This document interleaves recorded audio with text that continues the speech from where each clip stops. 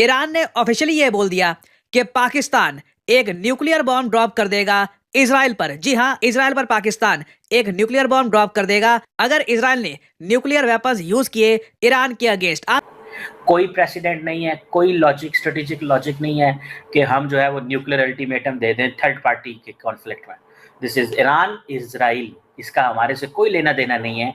पाकिस्तान की जो सपोर्ट है that is all related to diplomatic, political and moral. हम सपोर्ट देते रहेंगे, जहां ईरान कहेगा पाकिस्तान डिप्लोमेटिकली ईरान के साथ खड़ा होगा। इसराइल ने ईरान के ऊपर हमला करके पूरी दुनिया को बता दिया है कि वो ईरान को कभी भी एटमी पावर बनने नहीं देगा। लेकिन खबर ये है कि पाकिस्तान में भी खतरे के बादल मंडलाते हुए नजर आ रहे हैं। कहा यह जा रहा है कि इसराइल का नेक्स्ट टारगेट पाकिस्तान भी हो सकता है। नेतन्याहू का एक और क्लिप बड़ी तेजी से सोशल मीडिया पर वायरल हो रहा है, जिसमें वो अपना कंसर्न शो करा रहे हैं कि ईरान के बाद हम पाकिस्तान को भी टारगेट करेंगे। एक्सिक्यूटेड ऑपरेशन जो है अमेरिका के साथ पूरा शरीक था। अमेरिका की पूरी शाकत के बगैर ये पॉसिबल नहीं था। अमेरिका बड़ी बेड़ा इस खत्ते में मौजूद है, अमेरिका की सपोर्ट यहाँ मौजूद है इसकी।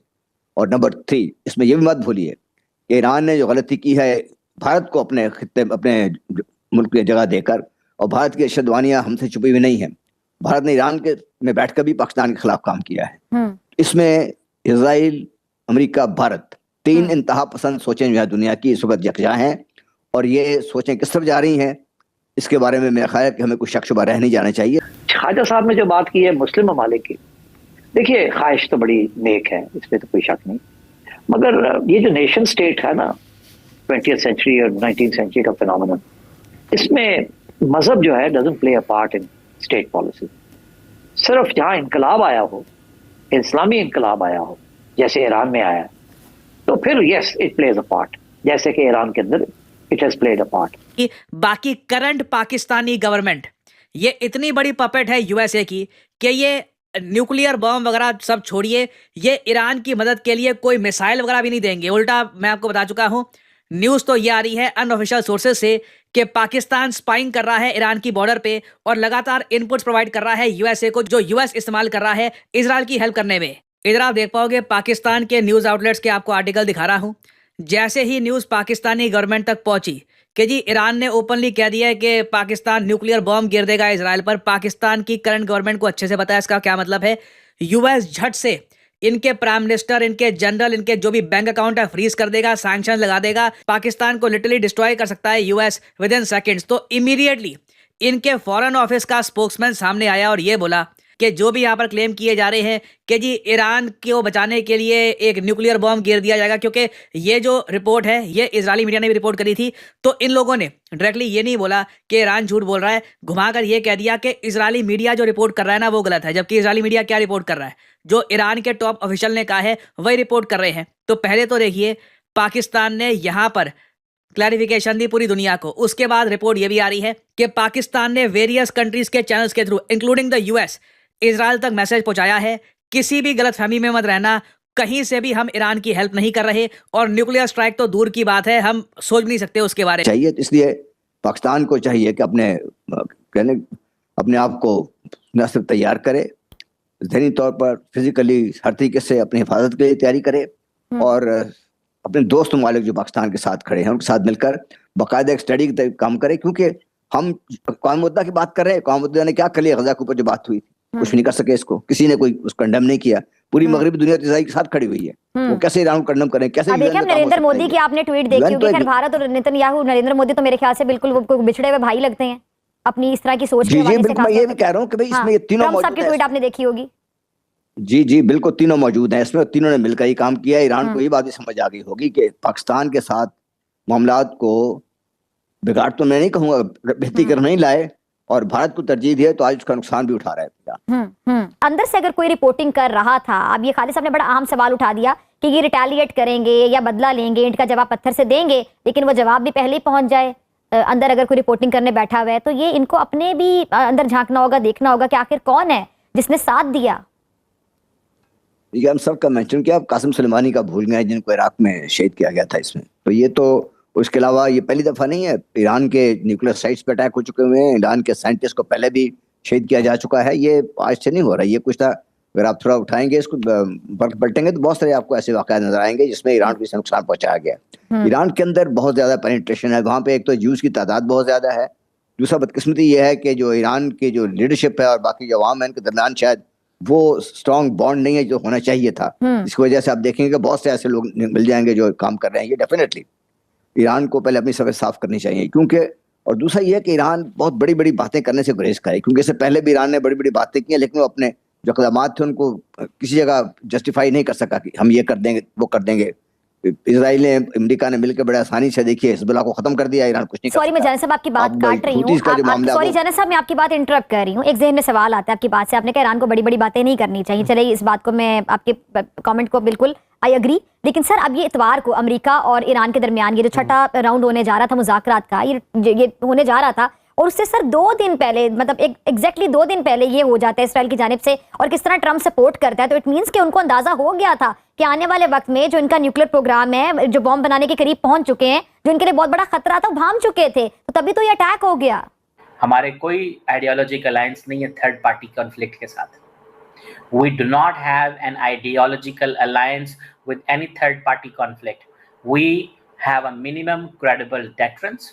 It's focused, जो इसका फोकस है वो पाकिस्तान की सॉवरेनिटी, टेरिटोरियल इंटेग्रिटी, और जिन लोगों को पता होना चाहिए कि पाकिस्तान का जो मिसाइल प्रोग्राम है, ये न्यूक्लियर वेपन जो है वो तब इस्तेमाल होंगे अगर इंडिया पाकिस्तान पे हमला करेगा, इंडिया पाकिस्तान को पॉलिटिकली डिस्टेबलाइज करेगा, इंडिया पाकिस्तान को इकोनॉमिकली डिस्टेबलाइज करेगा, इंडिया पाकिस्तान की आवाम या फौज पे इतने ज़्यादा हमले कर दे कि पाकिस्तान जो है वो कमज़ोर हो जाए, और एक बड़े sizeable civilian population and military population भी अगर इंडिया हमला करता है तो तब पाकिस्तान के न्यूक्लियर वेपन एक्टिवेट होंगे, जो मेरे पास इंफॉर्मेशन है। कोई प्रेसिडेंट नहीं है, कोई लॉजिक स्ट्रेटेजिक लॉजिक नहीं है कि हम जो है वो न्यूक्लियर अल्टीमेटम दे दें थर्ड पार्टी के कॉन्फ्लिक्ट में। दिस इज ईरान इजराइल, इसका हमारे से कोई लेना देना नहीं है। पाकिस्तान की जो सपोर्ट है that is all related to diplomatic, political and moral. हम सपोर्ट देते रहेंगे, जहां ईरान कहेगा पाकिस्तान डिप्लोमेटिकली ईरान के साथ खड़ा होगा, लेकिन जंग की बात जो होगी वो ईरान का अपना ज़ाती फैसला है। देखिए ईरान जो मिडल ईस्ट में उसका जो प्रॉक्सीज का नेटवर्क है वो पाकिस्तान की वजह से नहीं है, वो ईरान ने खुद बनाया वो network. So they know better how to do, what to do, how to make things, उनको बेहतर पता है हमसे। रेला आहिस्ता आहिस्ता फिर क्या पाकिस्तान की तरफ भी रुख करेगा, और पाकिस्तान इसीलिए राब्ते कर रहा है, ईरान को अपनी हिमायत का यकीन दिला रहा है, अमेरिका के साथ ताल्लुकात के होते हुए भी और अरब वर्ल्ड के खामोश होते हुए भी पाकिस्तान कह रहा है कि हम मुकम्मल हिमायत करेंगे, क्यों? नहीं देखिए, मुकम्मल हिमायत तो पहले सारी दुनिया ही कर रही है except for the western world. वो सीज़फायर चाहते हैं और वो एस्केलेशन नहीं चाहते, उन्होंने जो करना था वो कर लिया, अब वो और इसको ज़्यादा बढ़ाना नहीं चाहते कि और ख़तरा ना हो जाए। कल को फिर ईरान जो है ये समझे कि अच्छा ये बात है तो हमने तो न्यूक्लियर एनरिचमेंट रोकी भी थी, अब हम फिर शुरू कर देते हैं, और ये ना हो क्योंकि ईरान सीरिया नहीं है, ईरान लेबनान नहीं है, ईरान इजिप्ट नहीं है, एंड सो देयरफॉर, और सबसे ज़्यादा इस वक्त ईरान की हिमायत चाइना और रशिया कर रहे हैं, they are very solidly behind Iran. अभी मैंने सुना है कि रशियन स्टेटमेंट्स आ रही हैं, अब आनी शुरू हो गई हैं कि रशिया को भी बात समझ आ रही है कि ये जो सारा कुछ हो रहा है, this is not only about Iran nuclear program, this is something more, and I think अब आप देखेंगे कि चाइना एंड रशिया ज्यादा अग्रेसिवली बात करेंगे, and I think because they see the threat that is coming, and I think Khawaja sahab ने जो बात की है मुस्लिम ममालिक की, देखिए ख्वाहिश तो बड़ी नेक है, इसमें तो कोई शक नहीं, मगर ये जो नेशन स्टेट है ना 20th century और 19th century का फिनोमेनन, इसमें मजहब जो है doesn't play a part in state policy.